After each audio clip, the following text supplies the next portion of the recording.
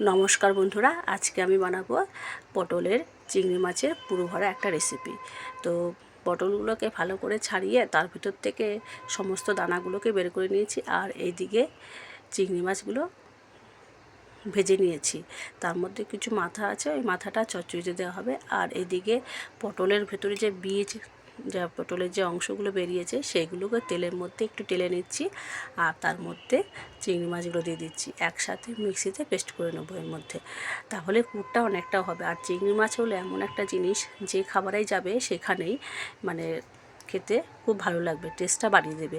তো এখানে কাঁচা পাকা লঙ্কা কতগুলো দিয়ে দিচ্ছি পুরটাতে, তাতে ঝাল ঝাল হবে, খেতে ভালো লাগবে। ওই জন্য এটাকে সব একসাথে ভাজা ভাজা করে নিচ্ছি সবগুলোকে। আর এটা হয়ে গেছে। এবার আমি এর মধ্যে অল্প তেল ছিল, তার মধ্যে যে খোসা ছাড়ানো যে পটলগুলো সেইগুলোকে নুন হলুদ দিয়ে হালকা ভেজে নিচ্ছি। বেশি ভাজবো না, বেশি ভাজলে নরম হয়ে যাবে, তাহলে পুরটা ভরার সময় ফেটে যায়।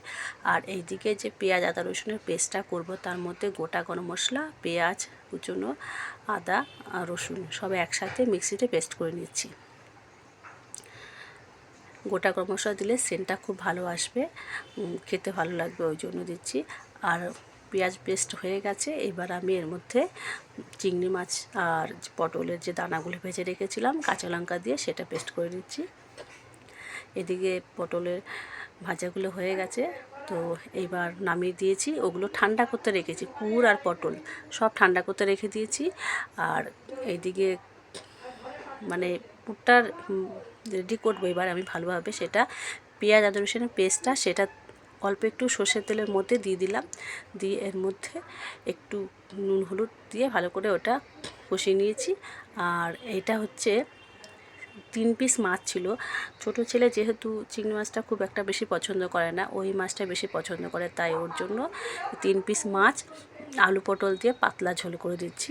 একটু জিরে ধনে, সামান্য একটু কাশ্মীরি লঙ্কার গুঁড়ো আর 2-1টা কাঁচা লঙ্কা দিয়ে দিয়েছি, কারণ ও ঝালটা একটু কম খায়, অল্প ঝোল দিয়ে দিয়েছি। ওটা হতে থাকুক। আর এইদিকে পটল ঠান্ডা হয়ে গেছে, পুর ভরে নিয়েছি, তার মধ্যে একটা করে গোটা গোটা চিংড়ি দিয়ে দিচ্ছি, যাতে পুরটা বেরিয়ে না আসে। আর একটা গোটা চিংড়ি থাকলে খেতেও ভালো লাগবে।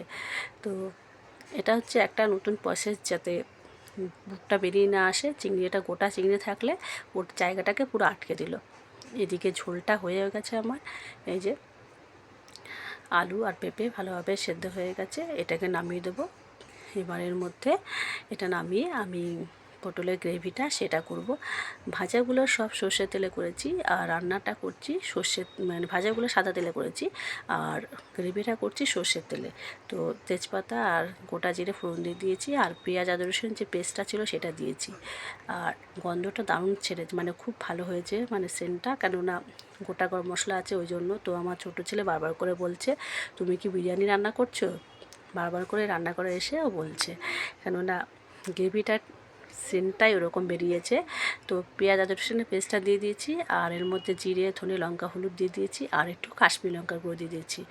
আর কতগুলো কাঁচা পাকা লঙ্কা ছিল, সেটাকে ভালো করে চিড়ে কেটে দিয়ে দিচ্ছি। একটু ঝাল ঝাল হলে খেতে ভালো লাগবে এটা। আজকে প্রচণ্ড রোদ উঠেছে, সকাল থেকে প্রচণ্ড গরম। সকালবেলা আমি ভিডিওতে বলেছি যে খুব গরম আজকে গরম থাকবেই। এখন জামাই ষষ্ঠীর পরেও থাকবে গরম, তারপরে ভাদ্র মাস আছে, তখন তো আরও কী বলবো, ওই গরমটা তো একদম পচা গরমের মতনই বলা যায়। তো এটা ভালোভাবে কষিয়ে নিচ্ছি। কষানো হয়ে গেছে, এবার আমি এর মধ্যে অল্প জল দেবো, বেশি জল দেবো না। জলটাকে দিয়ে ভালো করে ঝোলটা ফুটিয়ে নিয়েছি। আর এর মধ্যে একটা একটা করে পটলগুলো, যে পুর ভরা চিংড়ি মাছের পুর ভরা পটলগুলো, সেগুলো দিয়ে দিচ্ছি। দিয়ে প্রথমে একটু ঢাকা দিয়ে রেখে দেবো, কেননা এটা দুটো দিক ভালোভাবে সেদ্ধ হতে হবে। যখন ভেজেছিলাম তখন কিন্তু সেদ্ধ হয়নি, হালকা ভেজে নিয়েছিলাম, তার জন্য এই সময়টাই ভালোভাবে সেদ্ধ করতে হবে। ঢাকা দিয়ে আমি পটলের একটা পিঠ সেদ্ধ করে নিয়েছি। এবার উল্টে আর একটা পিঠ দিচ্ছি, যাতে আর একটা অংশ, পেছনের অংশটা ভালোভাবে সেদ্ধ হয়ে যায়, কারণ কাঁচা পটল খেতে ভালো লাগবে না। যখন আমরা খাবো এটা তখন গোটা গোটা, তখন ভালো লাগবে না খেতে। তো এবার পটলগুলো সেদ্ধ হয়ে গেছে ভালোভাবে, একটু গরম মশলা গুঁড়ো দিলাম। আর গ্রেভিটাও দেখুন অনেকটা শুকনো হয়ে গেছে, খেতে কিন্তু অসাধারণ, এটা দারুণ লাগে খেতে। আর চিংড়ি মাছের পুর ভরা তো খেতে দারুণ লাগবে। তো এটা নামিয়ে দিচ্ছি। ভিডিওটা কেমন লাগছে, যদি ভালো লাগে তাহলে অবশ্যই একটা লাইক ও শেয়ার করে দেবেন। সবাই ভালো থাকবেন, সুস্থ থাকবেন, সাবধানে থাকবেন, আর সবাইকে আমার টাটা।